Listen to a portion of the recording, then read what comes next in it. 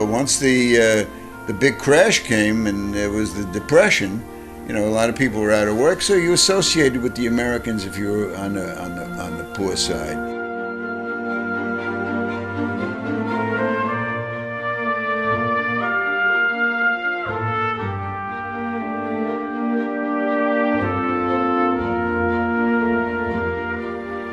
It's such a happy memory, the Amerks, and I just enjoy it from the perspective of how much happiness it brings to other people.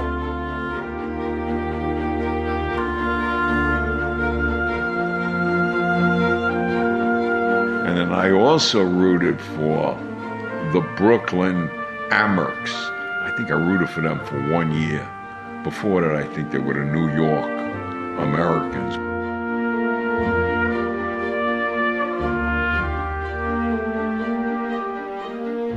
I can name every one of those Sweeney Shine and Buzz Bowl and Bushy Jackson, every one of those players.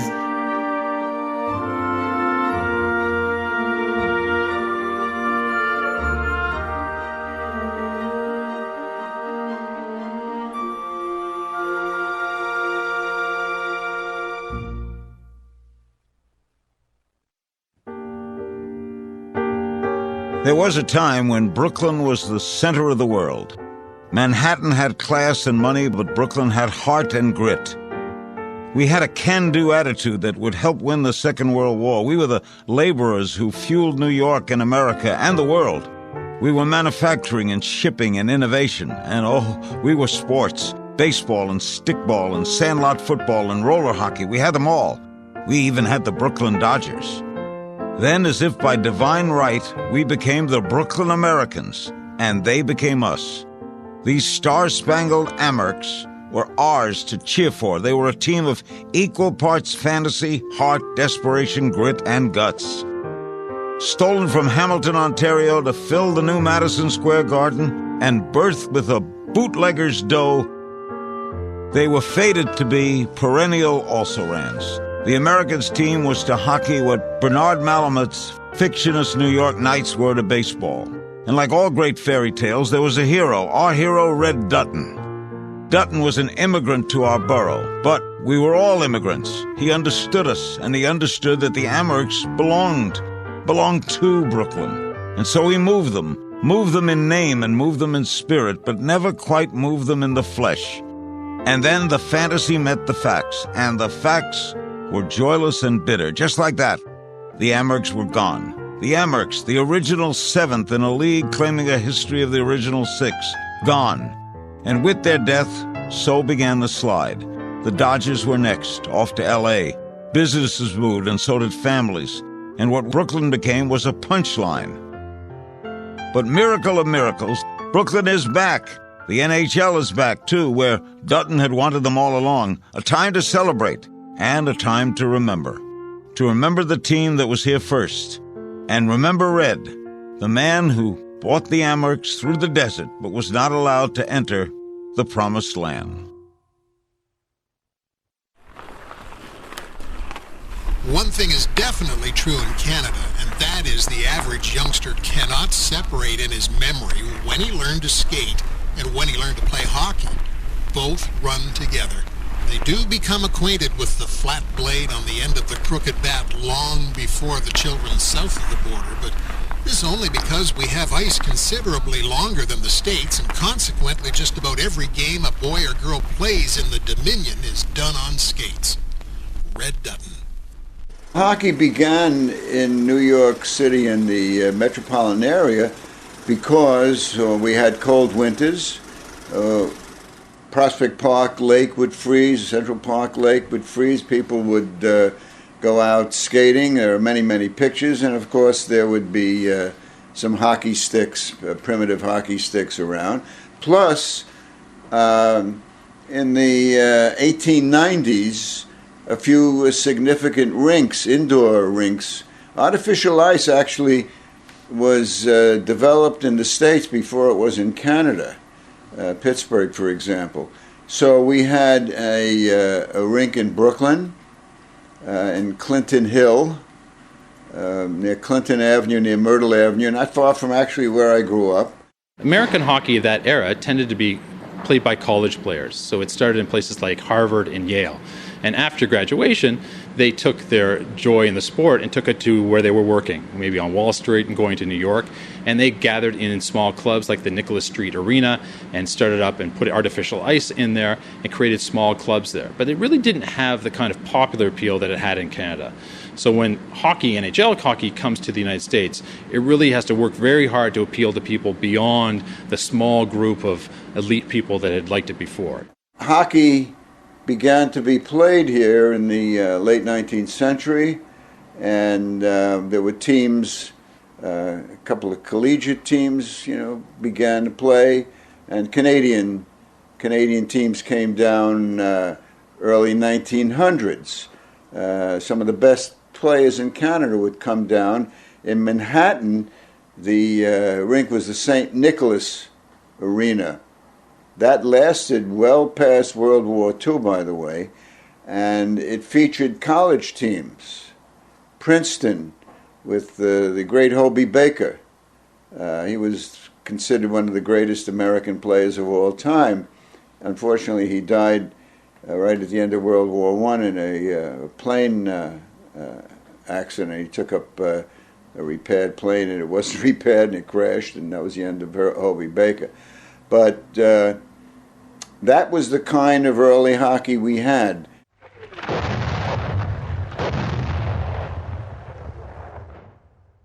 In the fall of 1917, the Great War raged across Europe. On November 26, during a meeting at the Windsor Hotel in Montreal, executives from the NHA voted to disband. They reformed as a new entity, the National Hockey League. Under the leadership of former schoolmaster Frank Calder, the league was a last-ditch effort by other owners to rid themselves of the much-hated Eddie Livingston. Livingston's Toronto Blue Shirts won the Stanley Cup in 1914, but the NHA had grown increasingly frustrated with his business practices. The new NHL effectively kicked him out, forming a new Toronto club. Other teams included Ottawa, represented by Tommy Gorman, the Montreal Wanderers, represented by Tommy Dugan, the Montreal Canadiens, and the Quebec Bulldogs. The Bulldogs were troubled financially. They would fold almost instantly, ultimately becoming the Hamilton Tigers. It's hard to understand this now, perhaps, but it was believed at the time that securing a team in Hamilton would actually possibly save the NHL. At that time, the league was under threat from kind of rival leagues that were forming around the same time and in the same area. And NHL owners and the NHL president worried that if another organization established a team in Hamilton, that could really undermine the NHL, and the NHL might not survive that. So at that time, Hamilton was seen as absolutely integral to the future of the National Hockey League. With the arrival of the Volstead Act came the Roaring Twenties, and with its bootleg booze, jazz, flappers, and surprisingly enough, the rise of popular and professional sport. With cash to spend, a thirsty America spent on everything from baseball to football to tennis, making stars of its players. The timing seemed perfect for hockey. In the United States, 1919 is a very important event because it really changes the culture of entertainment in the United States. People can't get their booze anymore, but there's a lot of money and a lot of wealth in the 1920s in the United States, and people want to spend it. So we see a lot of development of sports. Baseball becomes very popular. The NFL gets created in 1920. There's a lot of tennis, excitement about tennis and other celebrity athletes, college football heroes like Red Grange, tennis players like Bill Tilden. They're very important. And Prohibition is in that era as well, as kind of people searching to spend their money. Into the world of Prohibition stepped an opportunistic Irishman, Big Bill Dwyer. William Vincent Dwyer, born in 1883, raised in Hell's Kitchen neighborhood of Manhattan. He was working on the docks of New York as a stevedore when Prohibition came into being. By 1920, Dwyer broke away from docks boss George Shevlin. Big Bill was a tall, red-faced, quiet man who created a lucrative rum-running operation. Through a network of garages as fronts, combined with a fleet of trucks and ocean-going speedboats, he smuggled in booze from Canada and Europe. He quickly earned the name King of the Rum Runners. We think of the era of Al Capone. Bill Dwyer was bigger than Al Capone. And he had a lot of money. And one of the problems with money is that you have nowhere to spend it. And one of the problems with being a criminal is that people don't respect you very much. But he was a sportsman. And the opportunity that sports gives you is to spend your money and to gain social legitimacy, right? To spend it, gain some profile in the community. So I think Bill was interested in that. Big Bill Dwyer was actually the Eastern version of Al Capone. And his buddy Owen Madden, could have been one of the big shot gangsters along with Capone in Chicago. So you had Big Bill Dwyer, who wanted to do something respectable. He had money to burn. From the fledgling NHL, the 1920s weren't going well. The league was struggling on and off the ice. There was concern of rival leagues forming, including a league in the United States. Enter Tommy Duggan with his plan to expand to the U.S. He would be like what they call today, they have this wonderful expression or word that guarantees a lot of money right away. He was a consultant before anybody knew what the hell a consultant was. What the NHL had done is in 1923 is they had Tom Duggan come to their Board of Governors meeting and say, hey, I think it's a good idea that we go to the United States. And at that time, the league was very concerned that Eddie Livingstone, remember him, was going to start up a rival league maybe in the United States and maybe supplant the NHL in Canada, in places like Hamilton, or in Boston, or in the United States. So they were very much interested in expanding. So when Tom came to them and said, I'm going to go and sell some franchises, they let him do that. I don't think they realized at the time that he was not very well heeled, he didn't have a lot of money, and that he would wind up being essentially in the thrall of Bill Dwyer as someone who he would need to finance his operation. Boston, New York were names that always came up. Boston seemed interested, though Boston was such an amateur hockey hotbed that the amateur hockey people didn't seem interested. Charles Adams, who had a share in one of the Boston teams, or in the Boston arena, I believe, was interested in a professional team. Smarting from his ill-fated attempt to put NHL hockey in Boston, Tommy Duggan turned his attention to another untapped market for the professional game, New York City. Waiting for Duggan was Tex Rickard, a boxing promoter with a flair for the bold. Born George Louis Rickard on January 2nd, 1870 in Kansas City, Missouri, Tex was a cigar-smoking, cane-twirling marketing genius. He was a man ahead of his time. Tex Rickard was one of these fascinating characters where he had done all manner of things before he finally winds up as the boss of Madison Square Garden in the early 20s. He'd been up to the Yukon. I think he ran a tavern during the gold rush. He'd been to South America. He had a giant beef raising operation down there at one point. But he'd really made his mark in the western United States, staging prize fights, boxing matches. To call Tex Rickard a promoter would be like the understatement of the half century. I mean, this guy was a super impresario, and he was connected with Madison Square Garden, and he was one of the guys behind the decision to knock down the MSG-2, which was on 26th Street, and Madison, which was designed by Stanford White, which was a terrific building for its time. And, of course, they knocked it down. They built a New York life insurance skyscraper there and built the Garden at 49th and 50th and 8th Avenue. It would fall to Bill Dwyer's quest for legitimacy in a troubled Canadian hockey franchise to help Rickard fill Madison Square Garden. In the spring of 1925, the hockey gods appeared to finally be smiling on the long-suffering fans of Hamilton, Ontario. After faithfully standing behind the woefully inept hometown Tigers of the National Hockey League, fans were rewarded with a magical run toward the playoffs. Finally, by this last season in Hamilton, these players really being able to established a good rapport in terms of being able to work together. They were clicking on the ice. Everything was going. They were getting good coaching. And I think that's really what led them to the top of the standings. And they were just consistently played high-level hockey. So the 1924-25 season was really unlike any other previous NHL season. Firstly, the league expanded south of the border for the first time. Boston joined the NHL. also a second team from Montreal joined. So now we went from 4 teams to 6 teams. Therefore, they had to expand the number of games they played from 24 to 30. So now they're playing 6 more games. The season is extended, the preseason is extended, the playoffs are extended. So this is a big change for the players. So you have to remember this heading into this final scene where the team is heading back on the train from Montreal.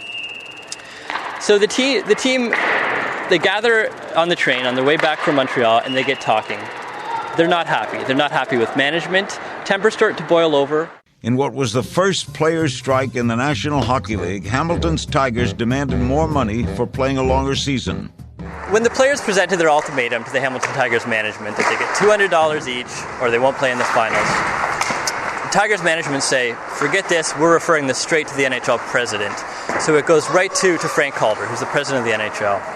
And he's not an individual that's going to be swayed by players or that's going to be taken by these demands. Frank Calder says, oh no, not at all.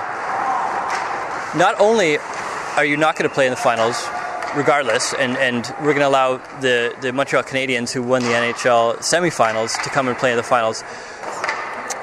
Not only that, but the players are barred from the league. They're suspended indefinitely. I mean, there's no question. The equation is prohibition equals birth of the Americans, because of this remarkable coincidence. First of all, you got a team in Hamilton, Ontario, best team in the National Hockey League, and they looked like the favorites to win the Stanley Cup in 24-25 season, and they go on strike. They want more dough for the playoffs, and the league says thanks, but no thanks. You're disqualified. So Hamilton, which couldn't make too much money on the team to begin with because they didn't have a big rink, they decide to sell the team.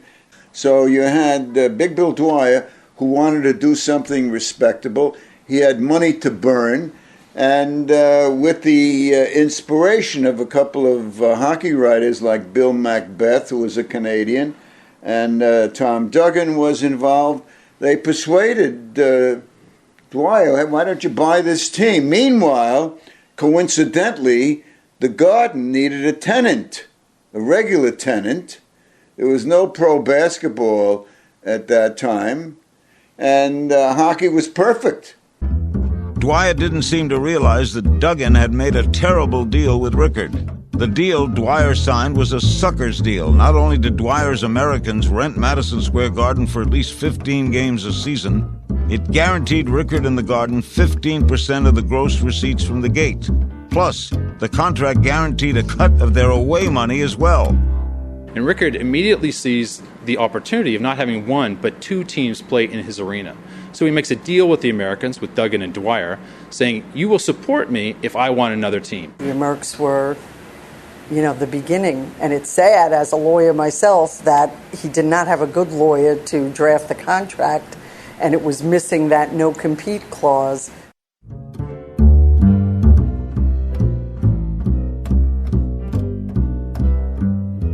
On December 15, 1925, the New York Americans made their home ice debut with star-spangled uniforms in front of a capacity crowd in the newly constructed Madison Square Garden.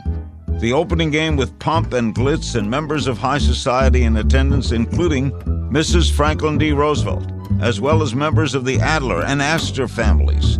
The New York Sun waxed poetic. Never has a more glittering spectacle surrounded a sporting event in the city. The new garden, already a thing of beauty, was decked out in its finest. Flags from Canada and the States vied with each other from the boxes and the tiers. But as ornate as was the arena, the crowd actually added color to the scene. Society was out in force, and the gorgeous gowns of the women blended a picture at which even an artist would have marveled. The white line of men in evening dress around the edge of the rink served to create an impression of snow, which is banked around the sides of outdoor rinks in Canada, so even the players were treated to an eyeful. The New York Sun. What, are you kidding? It was one of the most significant sporting events in the rich history of New York City. I mean, you had a band come down from Canada, a famous military band. I think the West Point band was there representing America. And it was like opening night at the opera.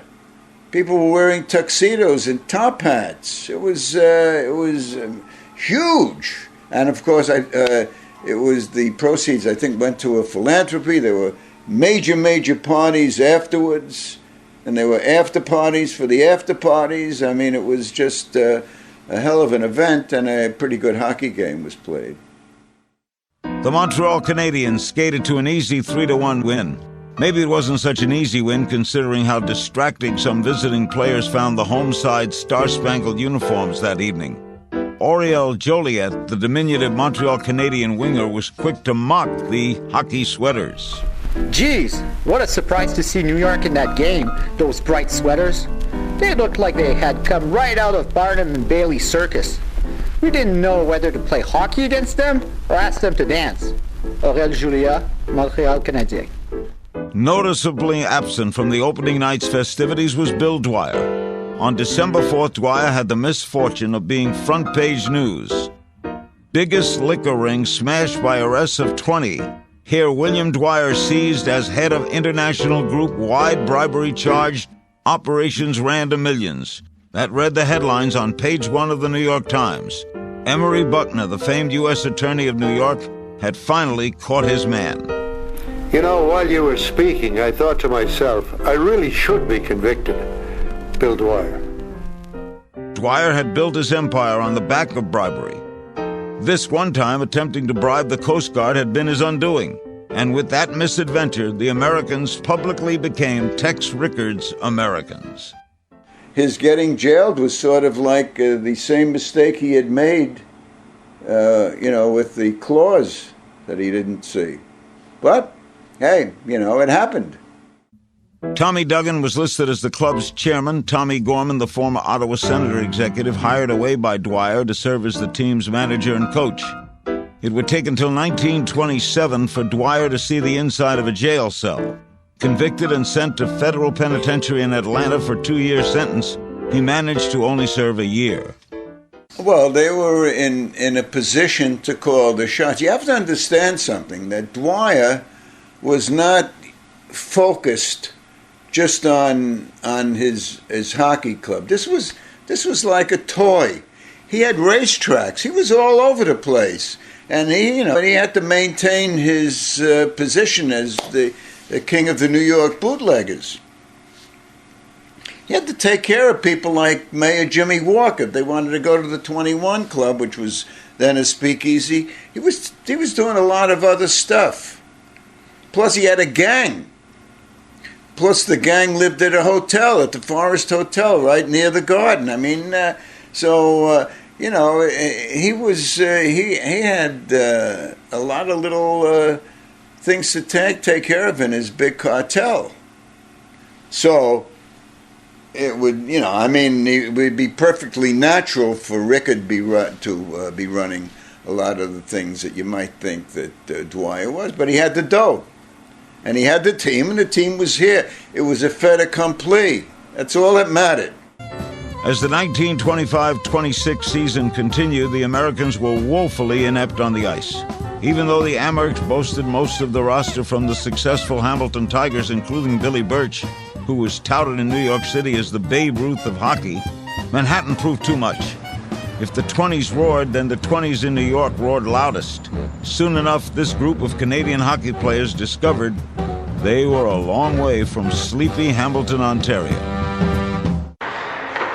Well, I think Bill Dwyer is the answer to all that. I think if you look at the circumstances under which that team was playing in New York, they were a lot different than the circumstances in Hamilton. Now, I mean, don't get me wrong. The players in Hamilton were used to playing and mingling with mobsters, and were used to gambling and distractions. There's no question about that. It was not, at that time, Prohibition Hamilton was not a squeaky clean place to play. But New York City was on a whole other level. These guys were small-town Ontario boys, for the most part, who'd played in Hamilton, maybe in Toronto, who'd played amateur hockey in small northern towns. they weren't used to what was coming in New York City. Bill Dwyer was flush with cash in, and his generosity knew no bounds. One of the ways he showed this was by paying players well above the going rate of the day. Jake Forbes and Billy Birch, ringleaders of the Players' Revolt in Hamilton, each inked 3-year, $20,000 contracts. The Green brothers, Shorty and Red, were both similarly compensated. Dwyer operated his bootlegging empire from the top floors of the Forest Hotel, a couple of blocks away from Madison Square Garden, populated by gangsters, various henchmen, and curvaceous women. And of course, there was a free-flowing booze. And Dwyer made sure of that. Jackie Forbes was quick to notice how different this new world was. The first thing I did when I saw the bright lights of Broadway was I noticed the lovely underwear. Mine was long in the sleeves and legs and woolen, and I got into them short silk ones straight away. Jakey Forbes. The Forest Hotel appeared like a scene from Guys and Dolls. This was fitting since famed New York columnist Damon Runyon, who wrote the short stories for which Guys and Dolls was in part based upon, lived at the Forest at the time. He had more than a passing disdain for Dwyer's hockey players, who called the Forest Hotel home too. Many of them took great joy mocking Runyon and his little dog as they walked through the lobby of the hotel. Hollywood couldn't, screenwriter couldn't make up the Forest Hotel. First of all, this was Big Bill Dwyer's headquarters. So you had all his gangsters there, all his hitmen, whole prohibition machinery was there at the Forest Hotel. Plus, you had one of the most famous of all New York writers, Damon Runyon, lived at the Forest Hotel. The carousing and the constant access to liquor took a toll on the team, and they had very little on-ice success as a result. But the fans, they didn't seem to mind. They had tremendous success at partying. That's a very important part of New York life in the Roaring '20s. I mean, here they're working for a bootlegger, right, who has all the booze he wants at his disposal. Even when he's in jail, he's throwing parties galore for the team. They discovered nightlife. Let's face it, the Garden was only 1 block from Times Square. Making things worse for the team on the ice was Gorman's decision to hire the firebrand Newsy Lalonde as player coach. Lalonde, a former Montreal Canadian forward, had tormented many of the American players when they suited up for the defunct Tigers. The bad blood was still present when he took over coaching the boys in the star-spangled jerseys. Lalonde was ill-tempered, had little patience for the drinking and carousing ways of his players. One night, in a fit of rage after a loss, Newsy put a beating on a drunk Alex McKinnon. McKinnon was knocked unconscious with both eyes swollen shut. He was unable to play for a week. Remembering his days in New York, Lalonde put all the blame on the players. Those years in New York took years off my life. You never saw such a bunch. Billy Birch and Lionel Conquer were the ringleaders and caused a lot of problems. You couldn't keep them in line. I damn near had a nervous breakdown that first year over their antics. The train trips were the worst. It was a living hell with those ruffians. There wasn't the same kind of feeling that they had if, say, Connie Smythe was running the team, and Martinet, or even Lester Patrick. And, it was, it might have been around the time that Cole Porter wrote the classic tune, which could have been the anthem of the Americans under Big Bill Dwyer. Anything goes. And anything went. Making matters worse for the hungover Amerks players, ice conditions at the Garden were slowly deteriorating during the season. Tex Rickard, who struck upon ingenious ideas such as painting the ice surface white to make the arena brighter and the puck easier to follow, had one of the less brilliant schemes. He decided to increase the temperature of the building to make watching hockey more comfortable for ladies. The arena was about 20 degrees Celsius when people were playing there, about 70 degrees Fahrenheit. That was not what the teams were used to. The Canadian teams were used to playing for about 4 or 5 degrees Celsius, so 40 degrees Fahrenheit. Very cold. Temperatures rose while the Amerks sank in the standings. As a result, blood pressure and tempers boiled for both Dwyer and team general manager Tommy Gorman. he was running the team, a real hockey man, and he knew what was good for players. And so he's the really one who actually leads a lawsuit that Dwyer supported against Ricker that's threatened to take them to court to essentially raise the temperature in the arena. And what Gorman pointed out is that, we're losing, the Americans that is, are losing all these games they ordinarily would win because they're so dehydrated at the end of every game, right? So the rest of the NHL teams will come in and they could take it for a game, but the Americans having to play there week in, week out at home, it was really sucking the life out of them. With the threat of the lawsuit hitting the papers, Tex Rickard backed down and cooler temperatures prevailed in the Garden. The Americans still skated to a disappointing 12 wins and 20 losses in their first season. The Americans were a box office hit, convincing Tex Rickard to put a second Garden-owned team, the New York Rangers. The National Hockey League reached 10 teams, 2 divisions were formed, and the Amerks found themselves the odd team out. Apparently, Charles Adams tells the Boston Globe, shortly after all this has happened, that Boston was originally going to be the team that moved into the Canadian division. Perhaps because they were already a more established team and they had played against these teams. It's unclear why, but he suggested it would make more sense from it would look like there was no fix-in if the New York teams were split up. So he suggested the Rangers be placed in the Canadian division. The decision was eventually made to make the Americans the American team that would play in the Canadian division. It's going totally against the grain in every way. The Americans belong in the American division. And that should have been the end of it. A rivalry quickly developed between the Tenants and Texas Rangers. The fan base was divided, and Rickard turned his focus to the Rangers. First, he hired Conn Smythe to manage the team. Smythe began building the Rangers only to be fired before the team's first season in favor of a name-brand manager in Lester Patrick. A bitter Smythe would return to his hometown Toronto and save the struggling St. Patrick's Hockey Club, turning them into the Toronto Maple Leafs. Patrick, a strict disciplinarian, picked up from Smythe, creating a Ranger team in stark contrast to the Amerks. The hatching of the Americans-Rangers rivalry was almost a natural thing. Why was it natural? Because we had that same kind of thing in our national pastime in baseball. You had the Brooklyn Dodgers, you had the New York Giants in the National League. But the Rangers somehow had a bigger fan base, and so you would get these fans who would yell at the Americans just like the Dodgers and the Giants used to be, or whatever, always had an arch rivalry there. The Amerks took a hit at the gate, and a group of rough-and-tumble, lovable losers were now thought of as hapless also-rans. Adding to their woes, the New York Rangers, a button-down team run by taskmaster Lester Patrick, won their first Stanley Cup in 1928 and added a second in 1933.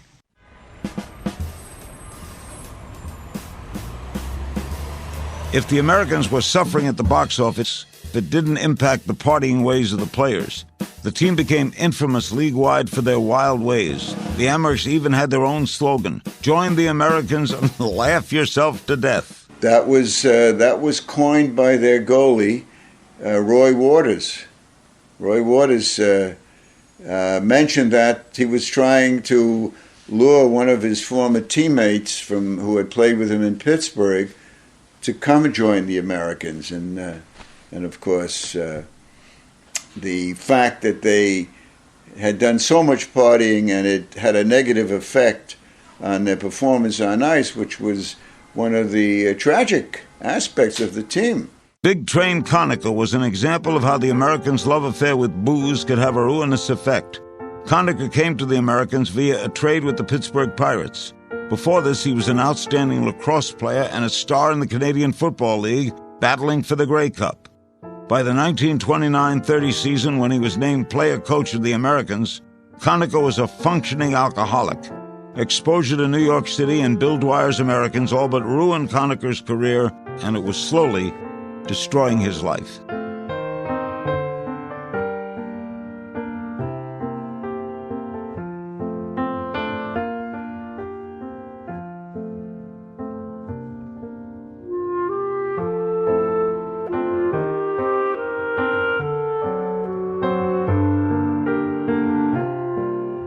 In January 1929, at the age of 59, Tex Rickard died in Florida from a burst gangrenous appendix. He was known for his fear of going under the knife, and he rarely had his medical issues properly treated. Rickard's body was returned to Manhattan, where he lay in state at Madison Square Garden for thousands of fans to file past and pay homage. In his will, he made grand gestures of generosity. The papers described a different reality. Rickard was a promoter, right? And it was all about, he's kind of the Donald Trump of his day in the sports sense, where a guy where the amount of money he had wasn't as important as his brand.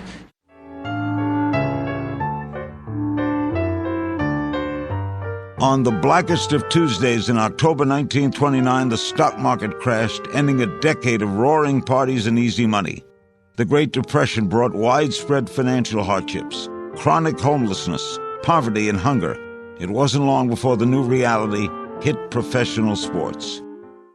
Never mind the repeal of Prohibition, but it was the Depression, and it was tough for the average Joe to come to a game. Not everybody had enough money to buy tickets, even though tickets were low. So it led to, particularly for the Americans, difficult times. Before the 1930-31 season, the Americans and Montreal Maroons pulled off a trade that had a lasting impact on both the Amerks and the players involved. Headed to the Maroons was Lionel Conacher. Drowning in booze, Conacher would turn his back on the bottle as soon as he became a member of the Maroons and resurrect his career. He would become an all-star, win 2 Stanley Cups. Lionel Conacher was the stuff of sporting legend in Canada.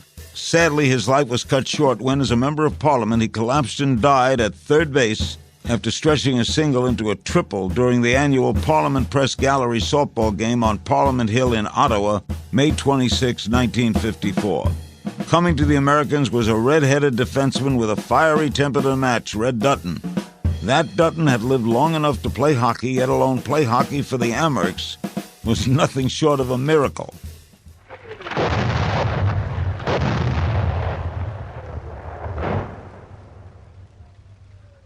Like most Canadians, Red Dutton rushed to sign up and serve in the First World War. In the spring of 1917, the battle for Vimy Ridge took place during the early days of April. Dutton, who had lied about his age to join the Princess Patricia's Regiment in 1915, was one of nearly 12,000 Canadians injured during 3 days of fierce fighting.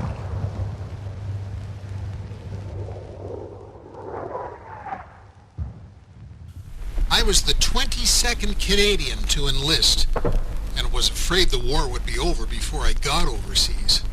It wasn't. I was a stretcher bearer the night the Germans were throwing them over at the ridge. One of the shells got me from behind, and the other hit me in the leg. Kind of like a hockey sandwich, wasn't it? Well, there were a good many sandwiches that night. His mother didn't want him to go. We still have the odd couple of letters. And then he was wounded and laid out in the battlefield at Vimy Ridge for 2 or 3 days. And when they did rescue him, the first thing they wanted to do was cut off his leg because there was so much shrapnel in it. And he said, no, you're not going to cut my leg off because I'm going home to play hockey. The doctors had wanted to amputate the leg, but he insisted that the leg be left intact, largely because he didn't know what he would do. I pleaded hard with one of the doctors, an Australian, and managed to talk him out of the idea of amputation. I was in hospital 18 months, but I didn't mind that so much. You see, I'd be able to play hockey again when I returned home. His intention was to go home and play hockey, and that's what he did. I was full of ambition in those days, playing 6 days a week with 4 different teams. Sometimes we'd play a matinee and evening performance. I couldn't get enough hockey. Red Dutton returned to Western Canada, resurrected his hockey career. He played his way through a number of amateur leagues, joining the professional ranks. Before heading east, Dutton helped lead the Calgary Tigers to the Stanley Cup, losing to the Montreal Canadiens. Noticed by the Montreal Maroons, he signed with that club, leading them to the Stanley Cup final, losing again, before being traded to the Americans to start the 1930-31 season. Dutton arrives in 1930. I think it takes him a while to adjust to being in New York. It's a different experience than obviously playing in Calgary and even in Montreal. And the Americans at the time were known in the league not so much for their winning ways, but for their partying ways. And Dutton was a serious hockey man. He had a fiery temper. He was a large, dominating figure. He played defense, and he played defense with a kind of tenacity that makes a difference on a team. But Red Dutton was not a guy who believed in screwing around. Big Bill Dwyer wanted to pick a player that suited his personality more than anything. It was Red Dutton. And I believe that there was a paternal relationship, that Dwyer looked at Dutton as maybe his oldest son, who was a hockey player, and that Dutton looked at Dwyer as maybe in an avuncular way or whatever, maybe his father figure, whatever it was. The point is they were made for each other. Dutton had a mischievous side, and he wasn't entirely immune to Dwyer's booze. In the spring of 1931, the Americans were poised to make the playoffs after finally catching their nemesis, the Montreal Maroons, in the standings. A smug and overly confident Big Bill ordered a party for his boys at his New Jersey horse ranch. Horses and hockey players seldom mix. Horses, hockey players, and booze never mix.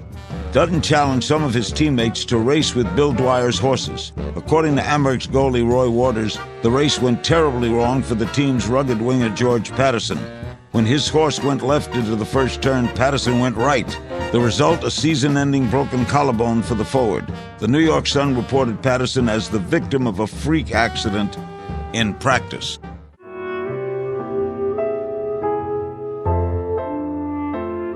"1933 was a terrible year for Bill Dwyer. His other sports interests were failing or had failed. Dwyer was the thinly veiled money man behind the Pittsburgh NHL team, which folded and was sold off in 1930. Dwyer was also forced to dump his National Football franchise. He sold it to two former players for more than he originally paid for the Brooklyn team. Dwyer's habit of overpaying his football players, similar to his hockey players, meant he took a hefty loss. Then came the repeal of the Volstead Act, ending prohibition and most of Big Bill's empire at the same time. Making matters worse, the feds were hunting him on tax fraud. It's little wonder Bill Dwyer turned more and more to his trusted defenseman, Red Dutton. The stories are that Dutton and Dwyer became very close. They weren't just a coach and a player. By the time Dutton shows up in New York, Dwyer has been through the ringer. He's been in and out of jail. He's gone through some financially rough times. He is certainly, no favorite of the governing body of the NHL. And Dutton, in many ways, is just the opposite. He's a mature guy who's been to war, survived what would have been for many a life-threatening and certainly a career-ending injury, had appeared in 2 Stanley Cup finals, and was a serious man, but he was also a businessman. As luck would have it, when Dwyer's fortune was becoming dissipated, Dutton's family had dough from construction, and of course the Western Canada was burgeoning at that time. So eventually Dutton had dough that he could lend to Dwyer, maybe not with great enthusiasm, but Dwyer needed dough, and he would turn to Red. Dwyer was a lavish, generous man when he had a lot of disposable cash, and that was certainly the case in the 20s when he was making a lot of money from bootlegging and other illegal activities. By the time Dutton is on the team, much of that income has begun to dwindle for all sorts of reasons. Prohibition is over. The mainstay of his financial success, Dwyer's, has been taken away from him. He's now being chased by the IRS. Big Bill, never one to drink, fell victim to the demons of gambling time and time again. Story goes that $20,000 that Red Dutton loaned to Bill Dwyer created for Dwyer an opportunity to turn it into more money, which he was going to do by playing craps. It didn't work out so well, and the $20,000 ends up being lost. Again, for Dutton, it's not just about the loss of the money. It's about the loss of the payroll for the players who stand shoulder to shoulder with Dutton on the bench. And that's why the relationship begins to sour. As financial problems continued to mount for Dwyer and the Americans, the team's on-ice fortunes improved. During the 1935-36 season, the team made the playoffs for just the second time in its history. Dwyer's days as an NHL owner were nearing to an end. He made a desperate attempt to merge with the struggling Ottawa Senators, but was turned down by the league's governors. Then he tried to sell the team, but couldn't find a buyer. By the start of the 1936-37 season, Dwyer was tossed by the National Hockey League owners. They took control of the Amerks and put Dutton in charge. I wish I'd never seen a case of whiskey. I spent years in daily fear of my life, always expecting to be arrested, always dealing with crooks and double-crossers. And now look at me. My wife is heartbroken, and I'm worse than broke. Bill Dwyer. In December 1946, Big Bill Dwyer died at his home in Belle Harbor, Queens. Since losing control of the Americans, Dwyer had been hounded by the U.S. government, lost his empire and his fortune. He died a broken man with little more than the roof over his head, surrounded by his wife and children. Under Dutton's stewardship, the Americans began to realize their potential. During the 37-38 season, the Amerks finished second in the Canadian division and met the New York Rangers in the playoffs. And, I loved everything about him. And, of course, in 1938, when they beat the Rangers in the best-of-3 series, that was a major, major event in my life because these big-shot guys who had already won 2 cups, we knocked them off in one of the longest and greatest games in history at the Garden. You know, the people who were at that game when the Rangers were leading and looked like they were going to win, guys left, went to Johnny Walker's bar on the corner of 49th and 8th, started drinking, and somebody came into the bar about an hour or two later. And the guys who had left, they said, what the hell, what was the final score? He said, what do you mean final score? They're still playing. They ran out of food, so this guy came down to get some food. So whoosh, they all went back in to watch the great Americans' victory. The 3-2 playoff victory on March 27th would be the Americans' crowning achievement. Lorne Carr scored the winner for the Amerks in a game that ran 120 minutes and 40 seconds, making it the longest in the history of the Garden. A heartbreaking series loss to Chicago followed. On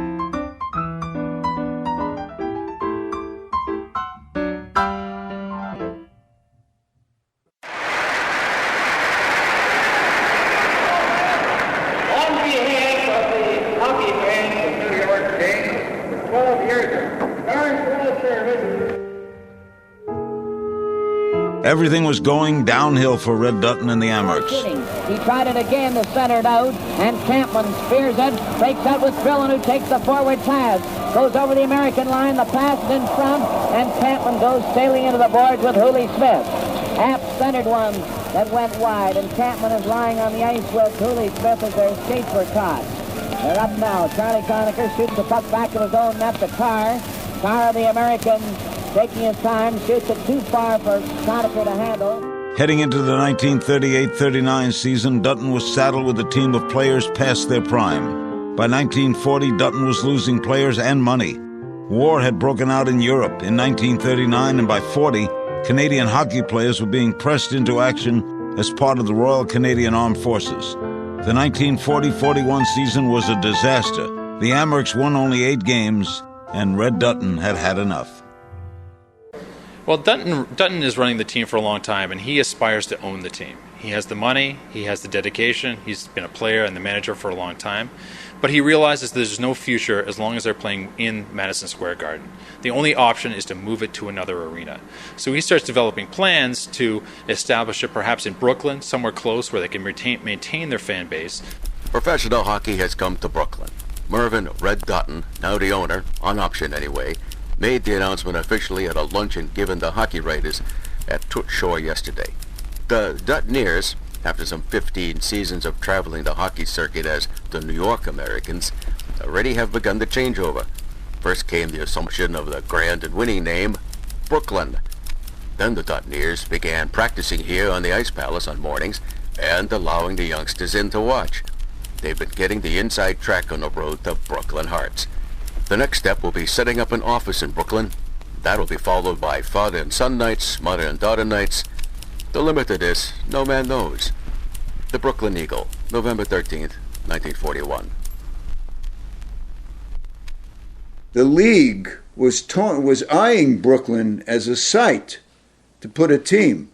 So this was not a brand new idea, you see? So, but it was a great idea for Dutton. He was going to build the arena downtown Brooklyn, right near where Barclays is now, at the intersection of Flatbush and Atlantic Avenues, called the Hub, and basically would say to hell with the Garden. I got my own building. Brooklyn at the time, for many people, was the center of the world. It was the heyday of the Brooklyn Dodgers. Brooklyn had a kind of attitude that matched that of the Americans. It was a gruff but lovable kind of place where people prided themselves on maybe not being the most articulate and not being the classiest, but they had heart and they knew how to get things done. And Dutton looked and realized the team belonged in Brooklyn. And for that reason, Red Dutton decided, move the team to Brooklyn and play as the Brooklyn Americans. And that's what he did. A brash Red Dutton pursued his plan to move the team. He struggled to keep players in the lineup since Canada had been drawn into the Second World War in Europe. For Dutton, the move to Brooklyn was an opportunity to embrace the community and hopefully be embraced in return. So what Dutton does is he encourages the players to move to Brooklyn. He himself moves to Brooklyn. The idea is you got to be part of the community, and that teams at the time, much more so than today, were community-based. And so he wants the players in Brooklyn. He begins practicing at the Brooklyn Ice Palace. He invites kids in to watch those practices. He changes jerseys so that they're now actually skating in a jersey that says Brooklyn. It's Brooklyn Americans, but the name is Brooklyn, and it is proudly displayed on the front of that sweater. And so Dutton does everything he can do short of actually playing games in Brooklyn. And if he could have built an arena, he would have built an arena. There just wasn't time. I was in a high school not too far from this Brooklyn Ice Palace where the Americans used to practice. So I used to rush back from school because they had practice, like pre-game practice, 5 o'clock in the evening before a 7 o'clock game.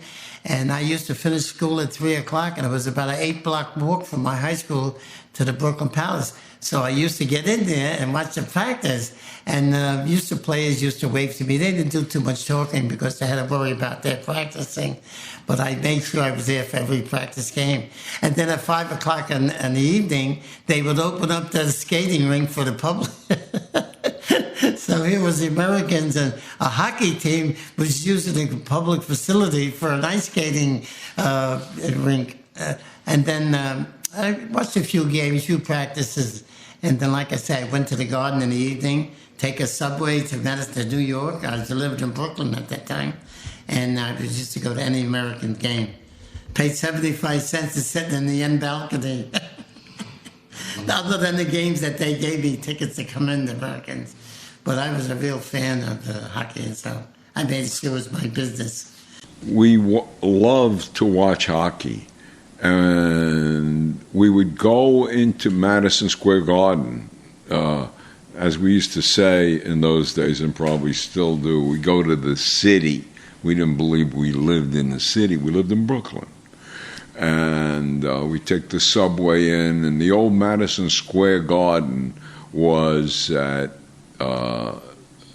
between 47th and 48th Street on 8th Avenue, and they had a Needix. We always got a Needix hot dog. And these were like orange hot dogs that more people didn't expire as a result of eating that. It was miraculous. And then we'd watch the games. We'd watch the Brooklyn Torpedoes, and then we'd watch the Rovers play. Then there was a break because the NHL was on. And what we do is we go to the bathrooms and we'd stand on the toilet seats. And they'd come around, they'd look underneath, they didn't see us. And so we could see the evening game. These Brooklyn Americans, the hockey team, you know, are getting positively dramatic. On Monday, they changed their allegiance from New York to Brooklyn. And Zowie, they're off on a winning streak. In less time than it takes for Red Dutton to tell off an umpire, they're up from the depths and in front of the Rangers for the first time in ages. The Brooklyn Eagle, November 17th, 1941. Dutton's Americans showed so much promise when they beat their in-house rival, the New York Rangers, near the start of the season. That promise faded as the season continued, along with Dutton's dream of building a permanent home for the Amerks in Brooklyn. As America entered the war after Japan bombed Pearl Harbor, steel was needed for projects more important than hockey rinks. You got to admit it, those Brooklyn Americans do lose them fancy. On the record, the Amerks lost to the Rangers last night 3-2 in an overtime session. As a matter of fact, they lost by about 6 inches. In the last period, Matt Colville let go of one of those long heaves from the blue. It was a harmless thing on the face of it. But the puck hitting against Chuck Rayner's pads caromed a dozen feet off the hard leather cap on his knee. And Grant Warwick, whose offside looked equally harmless, was right there to flip the rebound past the goalie for the tying score. If that puck had been 2 inches higher or lower, it would have dropped kerplunk right at Rayner's feet. And without a doubt, he would have cleared it as he did 20 much tougher ones. Brooklyn Eagle, December 17th, 1941. Red Dutton lacked talent and time. During his season in Brooklyn, the Americans performed terribly on the ice. Goaltender Chuck Rayner, who would go on to have an MVP career with the dreaded New York Rangers, was one of the only bright spots for the Amerks. Chuck Rayner, the dark-eyed Brooklyn American goalie, put on a display of goaltending for a 3-minute stretch against the Detroit Red Wings last night. That was really one of the wonders of the age.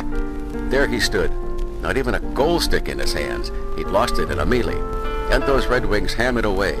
Chuck was up and down like a rubber man. He dropped to his knees to stop a drive by Mud Bruno. He was up to stop one off Sid Howe's stick. He was up.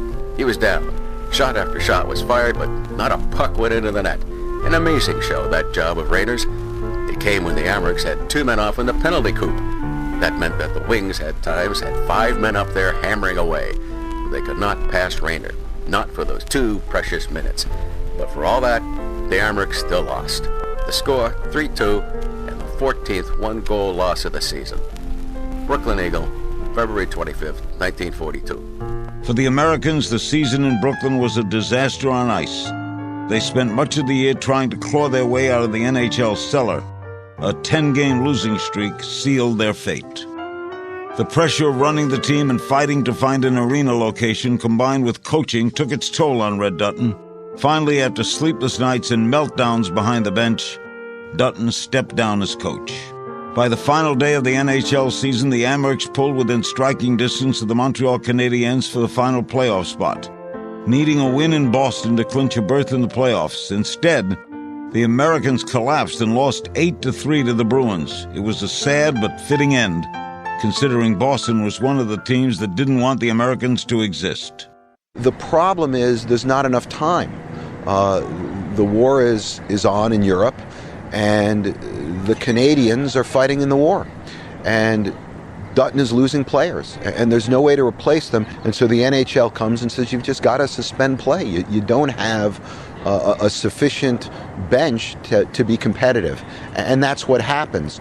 In 1942, the Americans essentially realized in the fall they won't have enough players to put on the ice. So Dutton says, okay, let's suspend the team. He also knows that Madison Square Garden basically does not want the team back.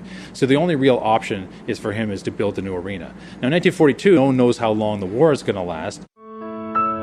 On January 25, 1943, Frank Calder, the founding president of the NHL, suffered a major heart attack and collapsed during a Board of Governors meeting. He died on February 4th at the age of 65. The league, desperate for leadership, turned to the one man at the table without a team, Red Dutton. And, of course, they asked Uncle Merv, because he was without a hockey team, basically didn't coach or manage it, and they asked him to take over presidency of the NHL, which he did do. His team has been suspended, and so he's the natural person to step into the breach, and he does. Now, whether he was promised that he could have the Brooklyn Americans back or not, I don't think anybody will know, and I don't believe there was a quid pro quo, but I believe that Dutton had been led to believe, he had been told all along, suspend the team, and when the war is over, you can have the team back in Brooklyn. And he believed that, and he believed that when he took on the presidency of the NHL. They made money while he was president. It was the first time the league had ever kind of melded together and been profitable. Don't let this job fool you. Please tell the people of Brooklyn that I've taken it only for the duration, or until I can get the green light to go ahead with our plans for a sports arena and a hockey team in Brooklyn. Nothing will sever me from that ambition. Tragedy struck the Dutton family during the war. Eldest son Joseph was killed June 1942 at the age of 23. Dutton's second eldest son, Alex, was also killed less than a year later. Both were wireless gunners in the Royal Canadian Air Force. At the end of the war, Red Dutton would suffer another loss, this time his beloved Brooklyn Americans. Then when the war was over, he had some interest in buying the property where Barclay Center is, apparently, and he said, well, now that the war is over, I'd like to start the New York Americans again, and I don't really think the rest of the NHL had that much to say about it, like the other teams, because they weren't really as so concerned, but New York said, no, that's in our franchise area, we don't want it. And so they left it disbanded from 42 to 46, and then finally I think they took it off the books in 1946. And he said, all right, supposedly has said, all right. And it's quoted by some of the sports writers at that time, I know where I stand, I'm leaving the meeting, and he picked up his stuff and walked out, and he says, but I'll tell you that the New York Rangers will never win the Stanley Cup again as long as I'm alive. And they never did. He's told that there are members of the league who are opposed. I think Conn Smythe delivers the message to him. I suspect he delivers it somewhat gleefully. And the sense is that the Rangers just weren't going to have it. And Dutton is told there will be no revival of the Brooklyn Americans, and there will be no other NHL team that will be playing out of Brooklyn. And Dutton, who did have a temper, in fact, he used to say that it's not so much that he had a temper, but rather he had enthusiasm. With enthusiasm, he said there was an understanding, there was a deal. When he suspended the team, it was understood that the team would be revived. And they said, well, we're sorry, Red, it's just not going to be. And Dutton purportedly said at that moment, well, you can take your franchise and stick it up your ass. And he left that meeting and never really returned, for years did not return to the NHL. Inducted into the Hockey Hall of Fame in 1958, Red Dutton, the rest of his life in Western Canada, avoiding the National Hockey League and amassing a small fortune in the construction industry. Dutton was coaxed back into the NHL rink to drop the puck in a ceremonial face-off for the inaugural home opener of the Calgary Flames on October 9th, 1980. He died in 1987.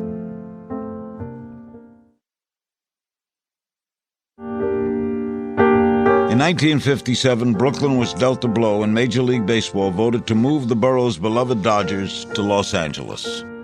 People in Brooklyn still remember the loss of the Dodgers, in 1957. In fact, there's a joke, you probably know this joke, that people tell.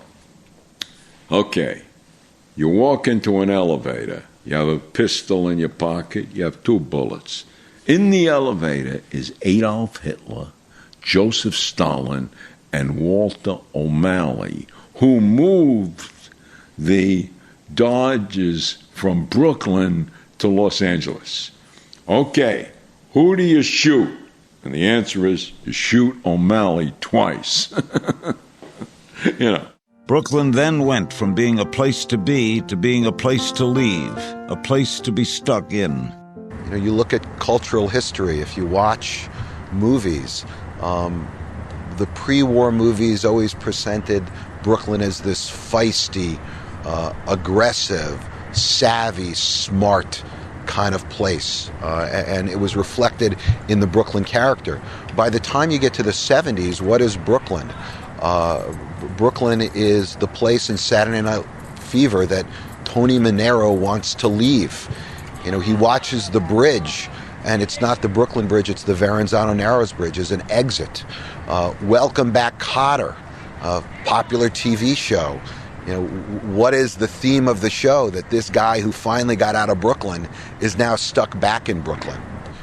You could argue that this different vision of Brooklyn, not as the center of the world, begins when the Americans are deprived the opportunity to play. So Brooklyn in the 60s and 70s began to have a lot of the same kind of problems as so many American cities had, which is loss of population, crime, loss of jobs, and deterioration. In 1972, the National Hockey League awarded an expansion team to Long Island to keep the upstart World Hockey Association from putting a team in the newly built Nassau Coliseum. Team ownership wanted to call the new franchise the New York Americans. National Hockey League said no. The New York Islanders were born.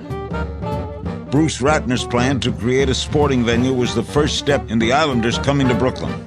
So for me, as a non-native citizen of Brooklyn, I looked at it as something that was very important to the psychology of Brooklyn and the psychology of the people living here, giving young people an opportunity to see sports as something very, very important in their lives, and to see Brooklyn as having a sports team as bringing Brooklyn back to where it was in the 40s and the 50s. A bidding war for the NBA's New Jersey Nets and resulting friendship with the then Islanders owner Charles Wang helped put the pieces in place for the Islanders' eventual move to Brooklyn. So in a period of 3 or 4 months, we sat and we negotiated an agreement. And being friends, it was not difficult to negotiate an agreement to move the Islanders to Brooklyn. And it was done very quietly. And then one day in September, we just stood up and announced the Islanders are coming to Brooklyn. So that negotiation was one of the best negotiations I've ever had. It was 2 friends really negotiating something. As the Islanders commemorated their first season in Brooklyn, the greater community celebrated too. At the Brooklyn Historical Society, an exhibit was mounted to celebrate the return of professional hockey and explore the broken promise of the Brooklyn Americans. The return of professional sports to Brooklyn symbolizes that the borough is really back, that the era of leaving Brooklyn is over. And Brooklyn, it is now, oddly enough, bizarrely for people who have lived here for years, Brooklyn is now a place to come. It's hip. It sells. And to be relevant, to be an international location, in this country at least, you need professional sports. It says something. And so the return started with the Nets, but with the Islanders, it really does become a kind of crowning glory that Brooklyn is back, and it's back in a way that matters, that's relevant, that's exciting, and it's the fulfillment of a legacy. In the fall of 2015, the New York Islanders completed their move to Brooklyn, and Long Island mourned the loss of their team. Brooklynites welcomed the Islanders to a basketball stadium turned hockey rink. Barclays Center sits near where Red Dutton dreamed of building his arena and walking distance from the former Ice Palace. The Brooklyn Ice Palace is long gone, replaced by a parking lot. So giddy was the atmosphere in the borough known most recently for hipsters, craft beer, and artisanal food. Professional hockey was home. In a doomed experiment, a fiery Canadian hockey player and coach from the Wheat Belt, Red Dutton, moved the dying New York Americans to Brooklyn, 73 years before the Islanders came to Barclays. Well, Brooklyn had their team again. The name was different, but the love was the same. In the years since Dutton's hockey team came crashing down, the Islanders were the new lords of Flatbush, and the ghost of Red Dutton could still be felt.